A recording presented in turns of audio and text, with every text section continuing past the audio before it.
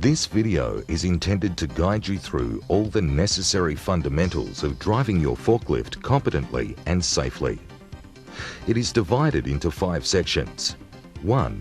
Forklift safety checks. 2. Operating procedures. 3. Shutdown and parking. 4. Refueling and recharging. 5. Using attachments. Please note that no matter which forklift model you're operating, it is important to also read and fully understand the operator's manual before driving. Whilst we trust you will find this video useful, it is not intended to replace any written material.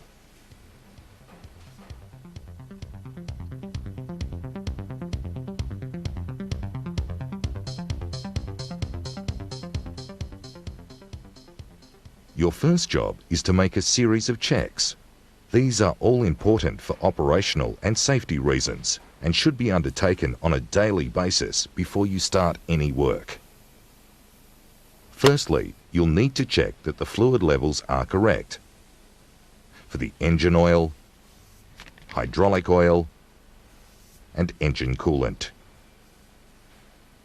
For other forklift brands, you will also need to check the levels of transmission oil, brake fluid, and power steering fluid. Then check the belts and hoses both for tension and for any water or oil leaks. Ensure the starter battery terminals are clean and that the water level is topped up. If the truck is fitted with LPG, check that all connections are tight, that there are no leaks, the cylinder is not out of date, and that the forklift is fitted with an LPG compliance plate. The next step is to make a number of visual checks. Check all tires for damage and wear. Remove any plastic around the wheels. Can you see any damage, cracks, or signs of oil leaks on the mast assembly? Do the lift and tilt systems look okay? Are there any signs of leaks or damage to the chains or hoses? Is the load guard and carriage securely attached with no sign of damage? Are the fork arms straight and evenly spaced with no cracks or signs of excessive wear? Are the pins and locking devices secure to prevent the forks from sliding? Is the driver's seat and seat belt securely fitted and in good condition? Are the control decals properly fitted and clearly visible? Is the overhead guard secure? Are the mirrors and windscreens properly adjusted and clean?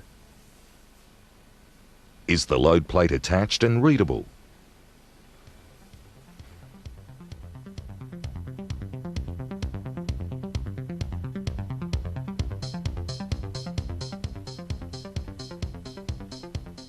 When you enter the cabin, do so from the left side. Do not hold the steering wheel for balance. Adjust your seat for comfort and correctly fasten your seatbelt. If you're using an electric forklift, check that the emergency isolator is operational. Just before you start the engine, make sure the park brake is on and the forklift is in neutral gear. Before you drive, check that all the lights and gauges are functioning correctly. Also check the horn and the reverse beeper. Before you set off, make sure the immediate area is clear. It's also a good idea to check the ground for any oil or fluid stains after you've moved off. Drive forward and in reverse to make sure the brakes are functioning properly. Check the steering from lock to lock and be aware of any odd noises or unusual vibrations. Finally, check all the hydraulic functions. Operate the lift to the maximum, then lower again, all the while checking the hoses and chains. Operate the tilt forwards and to the rear. Move the side shift left and right to full extent, again for leaks and smooth operation.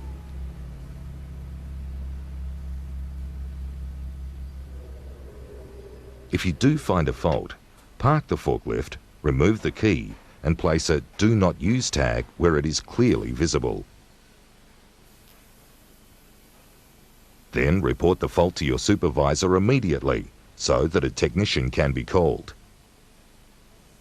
You can only make minor repairs to a forklift if you are a qualified person and have been authorized by your employer to do so.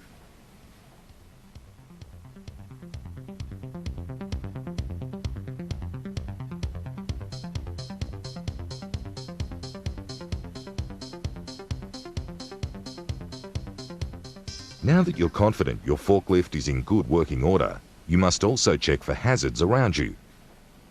Are there any power lines or overhead service lines that might be hazardous to you? In low clearance doorways, are the roller doors fully open? Is the floor surface you're working on firm? Are there bumps, holes or soft areas? Are there any surrounding buildings in close proximity? Check road bridges for height clearances and/or weight restrictions. Are there railway lines or any other unusual obstructions within your workplace? Do you know where the walkways are for those on foot? Make certain you use the correct forklift and attachments to complete the job at hand. For example, if there is any dangerous material around, do you have the correct equipment to move it around? Remove any hazards such as string, plastic, pallet boards, cords.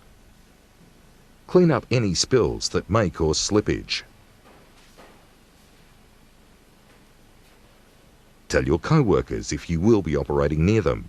Make sure they're aware of your operation and, if necessary, place barriers around them. And finally, check that you are suitably clothed with safety boots and personal protective equipment where required. A safety vest is also recommended.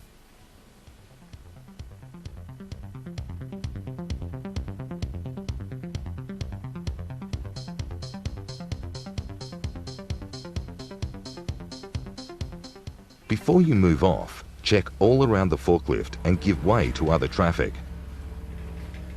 Make sure you always keep a safe distance of approximately 3 vehicle lengths from other vehicles. And maintain a safe speed suitable to the conditions you're working in. In general, road rules apply when operating a forklift, so keep left in the aisles. Use the horn at all blind corners and keep the flashing light on at all times. Always look in the direction of travel, and when reversing, make sure you look over both shoulders to check that the area is clear. Always keep all parts of your body within the cabin when traveling. Remember that the rear end of the forklift can travel up to 3.5 times faster than the front when turning. This can create a hazard, particularly for pedestrians. When driving from outside to in, or vice versa, allow a few seconds for your eyes to adjust to the light change.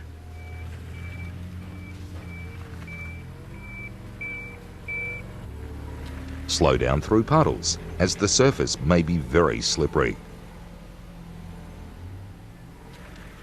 If you need to cross railway tracks, either use a ramp or cross at a 45-degree angle. When traveling on an incline, the load should always face uphill to ensure stability of the load and forklift. Drive forwards up the hill. However, if the load obstructs your vision, have another person guide you.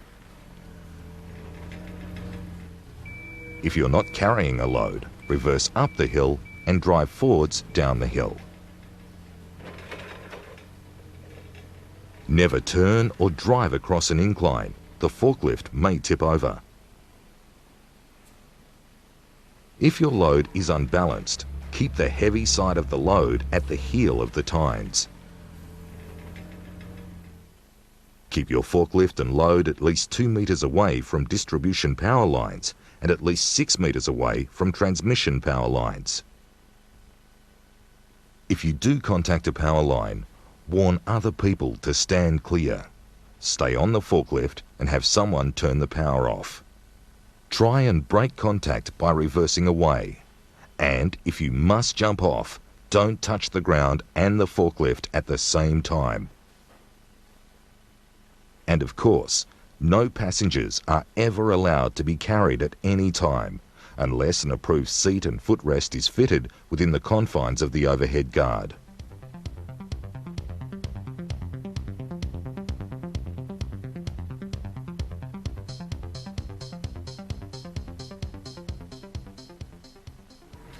When approaching a stack, slowly turn and face it square on. If you are not square on, shunt the forklift until you are. Remember that a forklift is just like a seesaw. The balance point is the front wheels. So if you lift too much weight, the truck will become unstable during braking and steering. The rear wheels may lift off the ground. So ensure you check the lift height, load center distribution, and safe working load for your model. The load center distance is measured from the vertical face of the forks to the center of gravity of the load. Remember, the longer the load center distance, the less weight a forklift can carry. Check the weight of the load against the rating plate. If no weight is marked on the load, check the consignment note. Ask your supervisor or calculate the weight by weighing 1 carton and multiplying that by the amount on the pallet. Then add 60 kilograms for the pallet. As you approach the pallet, bring the mast to vertical to make entry easier. Raise the forks to the required level.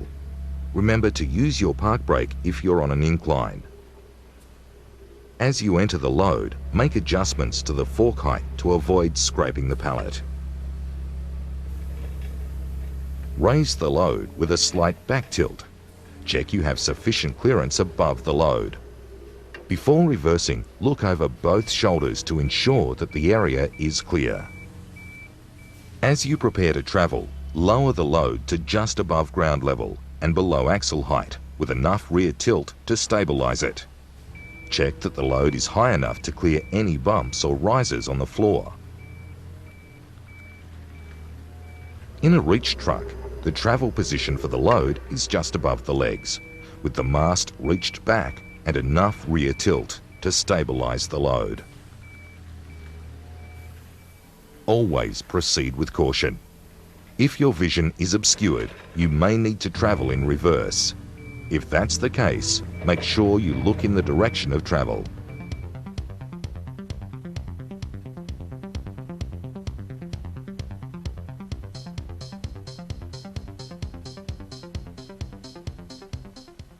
Approach the stack or rack with rear tilt. Turn and face the stack and shunt if required. Bring the mast to vertical or use slight back tilt if required before raising the load. Check the capacity and stability of the rack or stack. Make sure it's rated for the load you're carrying. If you're stacking on top of another load, firstly ensure the bottom stack is stable. If you are putting a load onto a rack, raise the load to the required height, making sure there is enough clearance overhead. Remember to use the park brake if you're stacking on an incline. Drive forwards until the load is squarely over the stack. Check for clearance as you go. Lower the load and check for stability. Settle the load evenly and lock onto the rack. Look over both shoulders before reversing clear of the rack. Don't scrape the load or the rack. Lower the forks to the travel position, just above ground level. Again, look over both shoulders before reversing to make sure the road is clear.